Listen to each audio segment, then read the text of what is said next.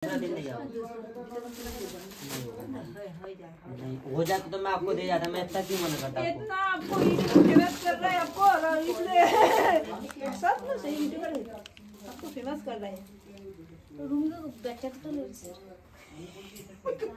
কয়টা আরেকটা অন্য কালার দেখো। 500 টাকা খুচরা আছে। ওই অন্য কালারটা দেখো। এটাই তো ঠিক আছে, সুন্দর লাগবে। এটা বার্থডে দিন করতে না, বার্থডে দিন। হ্যাঁ সুইস।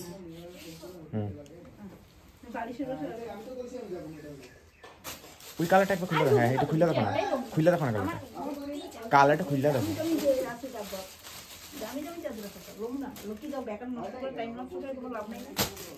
এই কালারটা সুন্দর লাগছে সবচেয়ে বেশি। এই যে কালারটা আমার তো কালো কালো লাগছে, কিন্তু গোলাপ ফুল ভালো লাগছে। काजल जी का तो कौन सा वाला? तो नाटक करिस ना। दिल्ली में कौन सी जगह रहते भैया? बसंत विहार। हैं? बसंत विहार। नहीं दिल्ली तो जाते हो गए आप? हाँ। India gate? ऐसे क्यों जाएंगे इंडिया गेट?